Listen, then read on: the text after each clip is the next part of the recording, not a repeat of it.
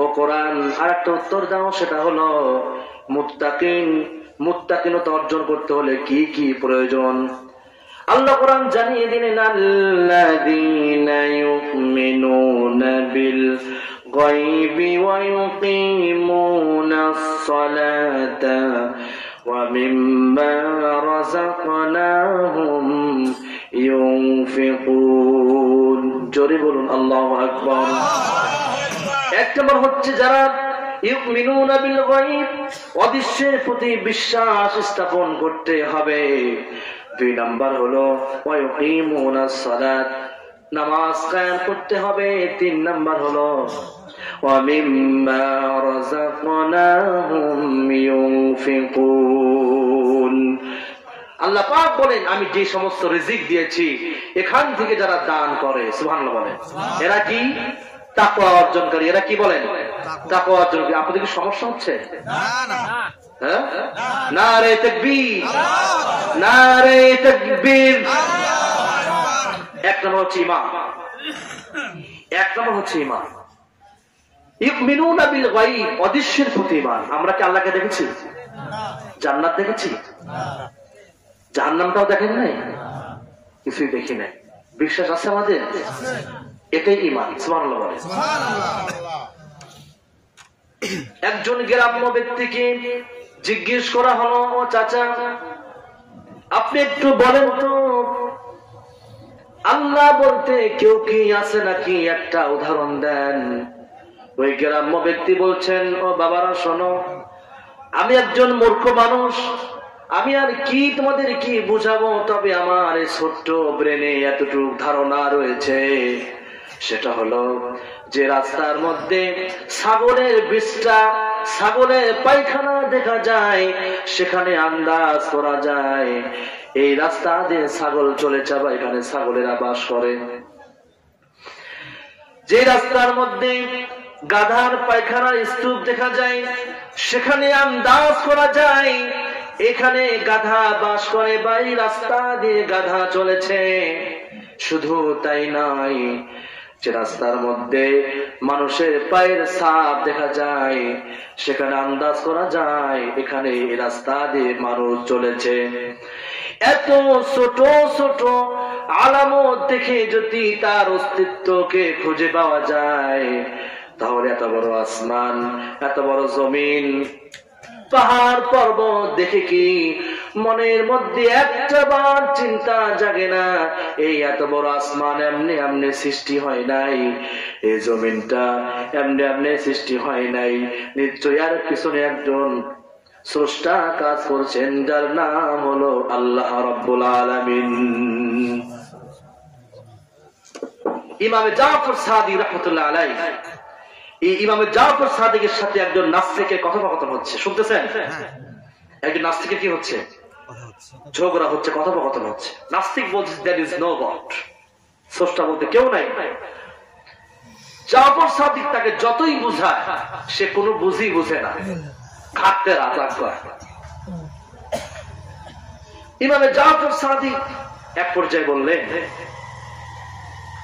আচ্ছা শোনো, তোমার কি এমন কোন ঘটনা কি তোমার মনে পড়ে যে তুমি সমুদ্র দিয়ে তুমি জাহাজ নিয়ে যাচ্ছিলে, এমনই কি কোন ঘটনা তোমার মনে পড়ে? নাস্তিকটা একটু সময় চুপ থাকলো, চুপ থেকে সে বলতেছে, হ্যাঁ ভাই, সুন্দর একটা কথা তুমি আমাকে মনে করে দিয়েছো। আমি একবার জাহাজ নিয়ে সামুদ্রিক পথে আমি যাত্রা যাচ্ছিলাম বাণিজ্যিক সমস্ত মালপত্র নিয়ে।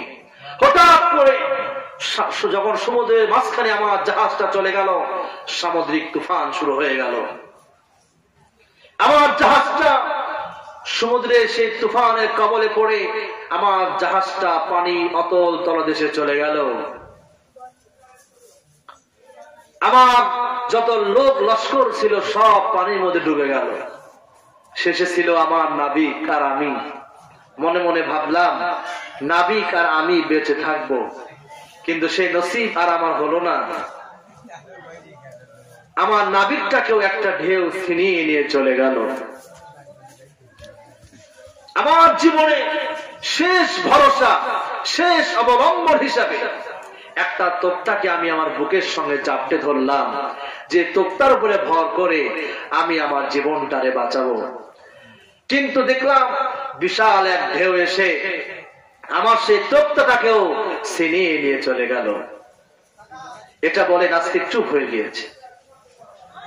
জাফর সাদিক বলছে, নাস্তিক রে, সত্য করে বলো তো, যখন তোমার জাহাজ ডুবে গেল, যখন তোমার সমস্ত সাথী সঙ্গীরা পানির অতল গহীনে ডুবে গেল, যখন তোমার জাহাজের নাবিকটাও হারিয়ে গেল, তোমার জীবনের শেষ ভরসা, তোমার জীবনের শেষ আশা, যে তোক্তাকে তুমি তোমার বুকের সঙ্গে জাপটে ধরেছিলে, ওই তোক্তাটাও যখন তোমার কাছ থেকে ঢেউ ছিনিয়ে নিয়ে চলে গেল, সত্য করে বলো তো, ওই সময় তোমার মনটা কাকে ডেকেছিল? এটা শোনার সঙ্গে সঙ্গে নাস্তিকের চোখ দিয়ে পানি পড়ছে। নাস্তিক বলতেছে, জাফর রে, ওই ইমাম সাহেব, যখন আমার জাহাজ ডুবে গেল, শুধু তাই না, যখন আমার সমস্ত সাথী সঙ্গীরা পানির মধ্যে ডুবে গেল, যখন আমার নাবিকটাও পানির মধ্যে হারিয়ে গেল, আমার জীবনের শেষ ভরসা তোক্তাটাও যখন আমার কাছ থেকে ঢেউ ছিনিয়ে নিয়ে চলে গেল, তখন আমার মুখ দিয়ে আমার অনিচ্ছাকৃত ভাবে বের হয়ে গেল, আল্লাহ আমারে বাঁচাও। এরপরে বিশাল এক ঢেউ এসে আমাকে ছিটকে কিনারায় পৌঁছে দিল। জাফর সাদিক বলতেছে, নাস্তিক রে, যে আল্লাহকে জীবনও ডাকো নাই, সে আল্লাহকে একবার ডাকার কারণে যদি এত বড় বিপদ থেকে রক্ষা পেয়ে যেতে পারো, ও নাস্তিক, তুমি সে আল্লাহকে তুমি কেমনে অস্বীকার করো, কেমনে ভুলে গেলে? নাস্তিকের চোখ দিয়ে পানি পড়ছে। নাস্তিক বলে উঠছি, ইমাম সাহেব, নিজের জীবনের সঙ্গে আমি অনেক ধোঁকাবাজি আর অনেক প্রতারণা করেছি, আর নয় পড়ায়া দেন লা ইলাহা ইল্লাল্লাহু মুহাম্মাদুর রাসূলুল্লাহ, লা ইলাহা ইল্লাল্লাহ, সুবহানাল্লাহ, আলহামদুলিল্লাহ, লা ইলাহা ইল্লাল্লাহ, লা ইলাহা লা ইলাহা ইল্লাল্লাহ মুহাম্মাদুর রাসূলুল্লাহ সাল্লাল্লাহু আলাইহি ওয়াসাল্লাম। সুতরাং ঈমানের দাওয়াত দিয়েছেন আম্বিয়া আলাইহিস সালাম, সাহাবায়ে কেরাম ঈমানের দাওয়াত দিতে গিয়ে মার খেয়েছে না? মার খেয়েছে কিনা? মার খেয়েছে ঈমানের দাওয়াত দিতে গিয়ে। আজ আমরা মনে করি মুসলমান, আমরা মুসলমান, এই ধর্মটাকে আমরা বাপ দাদার পৈতৃক সম্পত্তির মতো মনে করি। আবু জেহেল, উতবা, সাইবা, এই সমস্ত কাফেরেরা, এরা কি মুসলমান না কাফের? আওয়াজ দিয়ে, মুসলমান না কাফের ছিল? কাফের ছিল। আচ্ছা, এই আবু জেহেলের ভাষা আরবি ছিল। এই আবু জেহেল কি লা ইলাহা ইল্লাল্লাহর অর্থ বুঝতো না? বুঝতো না? এই আবু জেহেল লা ইলাহা ইল্লাল্লাহ মুহাম্মদ রাসূলুল্লাহর অর্থ বুঝেছিল বিধায় এই আবু জেহেল ইসলাম কখনোই গ্রহণ করে না। আবু জেহেল দেখেছে, আমি তো নারী সতীত্ব হজমকারী, আমি তো দিন রাত মদ খাই, মাদক সেবন করি, আমি যদি লা ইলাহা ইল্লাল্লাহ পড়ি, আমার আর মদ খাওয়া যাবে না, আমি আর নারীর সতীত্ব হজম করতে পারবো না, আমি আর মানুষের সম্পদ আত্মসাৎ করতে পারবো না, সুতরাং মুসলমান হওয়া যাবে না। ঠিক না? আমরা কি বলি? নামাজ শেষ করে আস্তাগফিরুল্লাহ, আস্তাগফিরুল্লাহ, আস্তাগফিরুল্লাহ, তাই কি না? আমরা মনে করি আস্তাগফিরুল্লাহ বললে বলে গুনাহ মাফ। তওবা মানে হচ্ছে ফিরে আসা। তওবা মানে কি? একটু আওয়াজ দিয়ে বলেন তো, তওবা মানে কি? ফিরে আসা। আমি একটা কথা বলি, আমি রাগ করছি না, মাহফিলের মাউথপিস আনতে হয়, লিপ টাচ নয়, এগুলো মাউথপিস শিল্পীদের জন্য ইউজ হয়। কারণ যারা শিল্পী, এরা হাতে মাউথপিস নিয়ে ঠোঁট ঠেকিয়ে আলোচনা করে। বুঝতে পেরেছেন? বক্তাদের স্টেজে মাউথপিস হতে হয় যাতে এক হাত দূর থেকে যেন সাউন্ডটা একদম ক্লিয়ারলি নিতে পারে। বুঝতে পেরেছেন? কারণ আমি এই একই অবস্থা, আমি কিন্তু হেলান দিতে পারছি না। একই অবস্থা বসে থেকে 1.5 ঘন্টা 2 ঘন্টা আলোচনা করে, কষ্ট না? কষ্ট। এগুলো মাউথপিস সামনে থেকে আনবেন না। যাই হোক, তো আল্লাহ পাক রব্বুল আলামিন তিনি এই ঈমানের দাওয়াত দেওয়ার আদেশ দিয়েছিলেন। সমস্ত আম্বিয়া আলাইহিস সালামের সমস্ত নবীদের দাওয়াত একটাই ছিল, লা ইলাহা ইল্লাল্লাহ দাওয়াত ছিল। হযরতে সাইয়্যিদিনা ইব্রাহিম আলাইহিস সালাম বলেন লা ইলাহা ইল্লাল্লাহ, নমরুদের গোষ্ঠী শেষ। হযরতে মূসা আলাইহিস সালাম যখন বললেন লা ইলাহা ইল্লাল্লাহ, ফেরাউনের গোষ্ঠী আল্লাহ পাক সমুদ্র নীল দরিয়ার মধ্যে এদের মধ্যে সুবাই সুবাই মারছে। ঠিক কি না? কোন আল্লাহ রাসূল যখন বলেছেন লা ইলাহা ইল্লাল্লাহ, আবু জাহেলের গোষ্ঠী শেষ।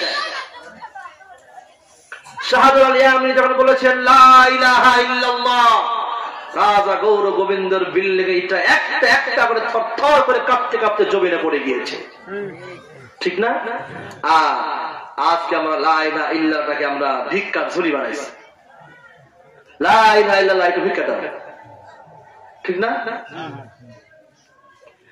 সোনালী যুগের সেই ওমর খালিদ, আজ তোমাদের বড় প্রয়োজন। সোনালী যুগের সেই ওমর খালিদ, আজ তোমাদের বড় প্রয়োজন। তোমাদের অভাবে ধরণীতে আজ চলছে জালিমের নিপীড়ন। আজ তোমাদের বড় প্রয়োজন। ঠিক কিনা? তোমরাই পেরেছিলে খোদার জমিনে দিতে মানুষের নিরাপত্তা। তোমরাই ফিরিয়ে এনেছিলে ধরাতে শ্রেষ্ঠতম মানবতা। আজ তোমাদের অভাবে,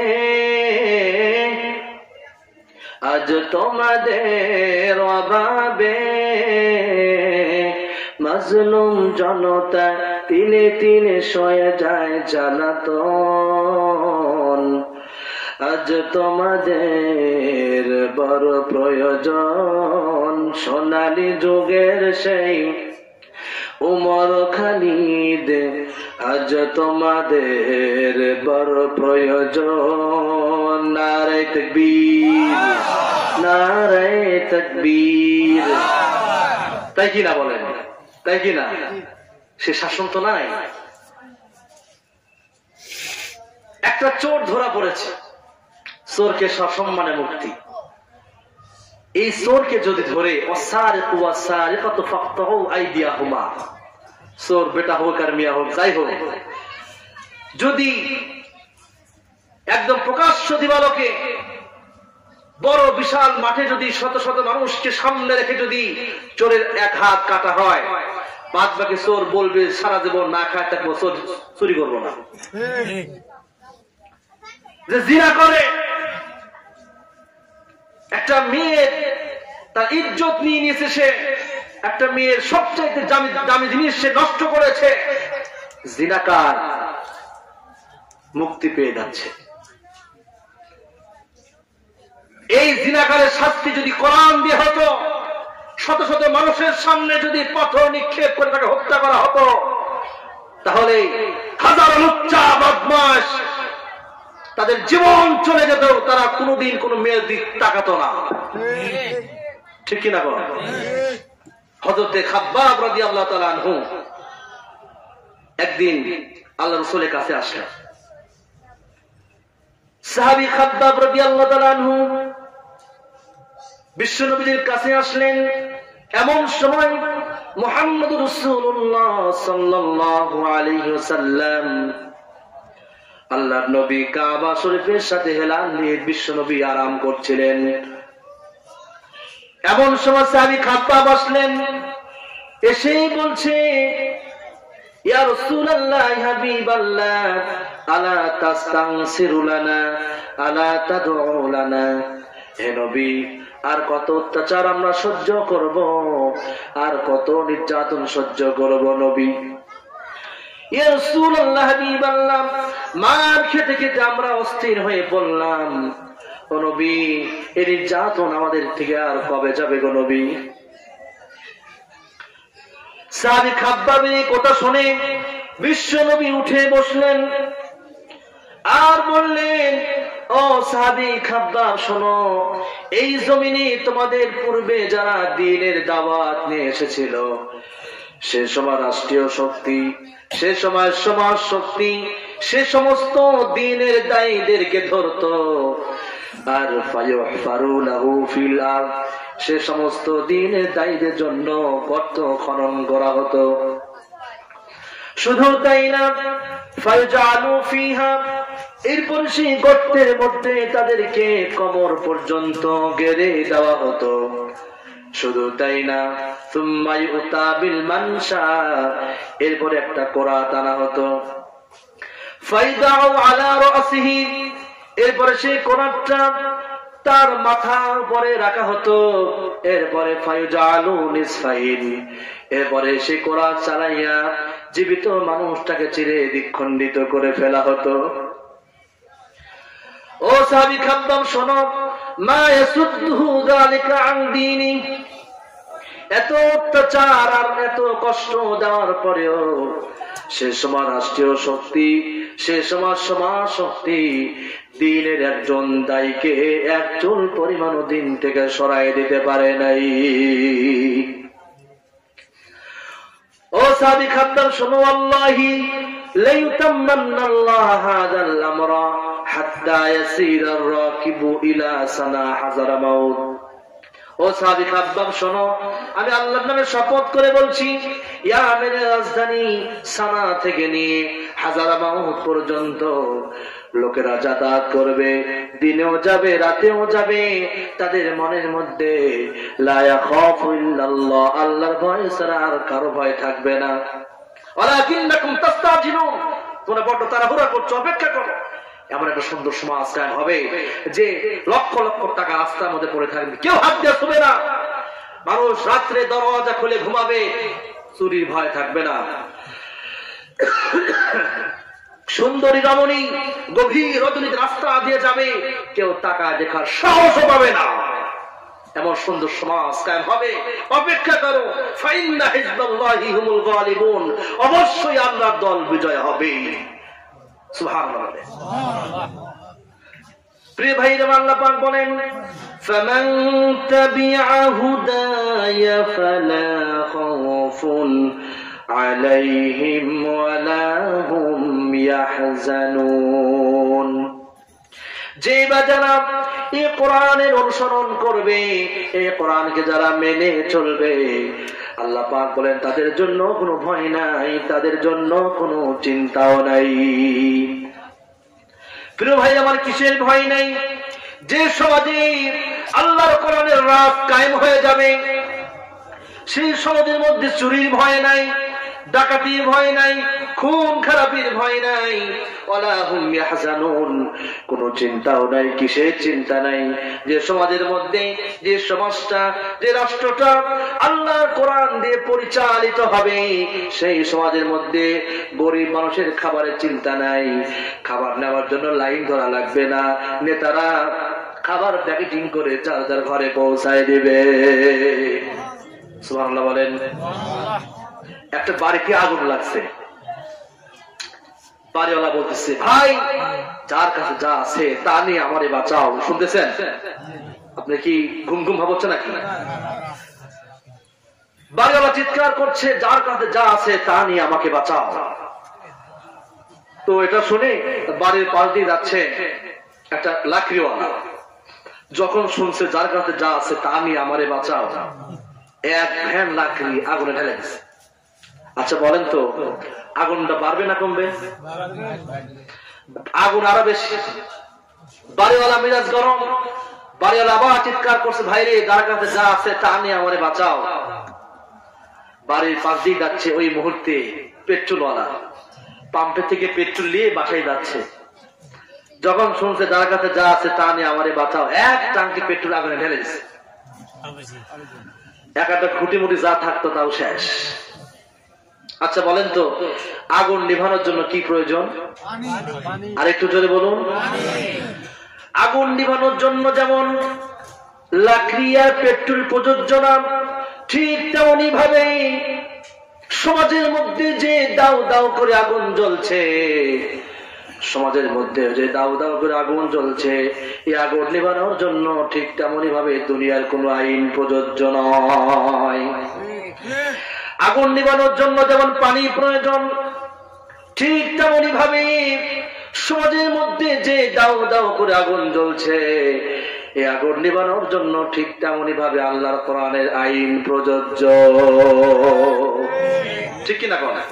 আল্লাহ কোরআনের আইন দ্বারা শাসিত হলে কোন মানুষ কষ্ট পাবে না, সবাই শান্তি ভাবে থাকতে পারবে, কোনো সমস্যা হবে না, চুরি ভয় নাই, ডাকাতি ভয় নাই। এরকম ভাই ফেসবুকে দেখলাম আরেকদিন, একটা মেয়ে তার বিয়ে হয়েছে লক্ষ্মীকুল, কি জানি লক্ষ্মীকুল একটা জায়গার নাম, অথবা আপনারা দেখেছেন যারা ফেসবুক ইউজ করে থাকেন, যারা নেট ইউজ করেন তারা দেখেছেন যে একটা মেয়ের বিয়ে হয়েছে, বাসর রাত্রেই মেয়েটার বাচ্চা প্রসব হয়েছে। নাউজুবিল্লাহ বলেন। সাংবাদিক আসছে, সাংবাদিক বলতেছে যে ভাই এই মেয়ের সাথে কি আপনার আগের থেকে সম্পর্ক ছিল? বলছে ভাই এই মেয়েকে জীবনে প্রথম দেখেছি, এই মেয়ের গায়ে আজ পর্যন্ত টাচই করি নাই, বাসর রাত্রে পুত্র সন্তান জন্ম দিয়েছে। খোঁজ নিতে দেখে ওই মেয়েটার বাবা মেয়েটার সাথে 3 বছর ধরে এই আকামা করে আসছিল। একদিন দেখবেন এই কুলাঙ্গার বাপ, এই কুলাঙ্গার পিতা ঠিকই ছাড়া পেয়ে যাবে। শুধু দায়ী আল্লাহ, যারা আল্লাহর কোরআনে কথা বলে এদেরই সমস্যা হবে। ঠিক না ব্যাঠিক?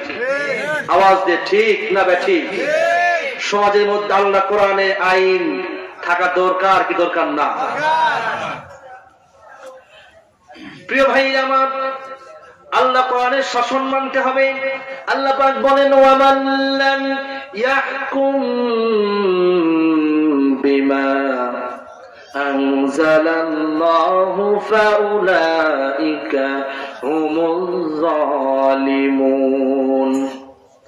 যে বাজারা আমার এই কোরআন অনুযায়ী সমাজ চালাই না, রাষ্ট্র চালাই না, ঘর চালাই না, আল্লাহ পাক ফতোয়া দিলেন ফাউলাইকা হুমুজ জালিমুন, তারা হলো জালিম সম্প্রদায়। ইন্নাল্লাহা লা ইউহিব্বুল জালিমিন। জালিম যা হবে এদেরকে আল্লাহ পাক ভালোবাসেন না। নাউজুবিল্লাহ বলেন। আমরা ওয়াজ শুনছিলাম ঈমান বিষয়।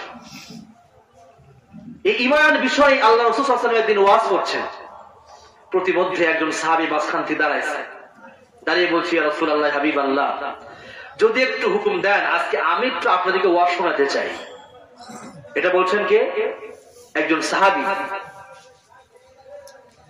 আল্লাহ রাসূল সাল্লাল্লাহু আলাইহি ওয়াসাল্লাম তিনি তো মহামানব, রাগ করলেন না। হুজুর বললেন ঠিক আছে সামনে আসো, বলো।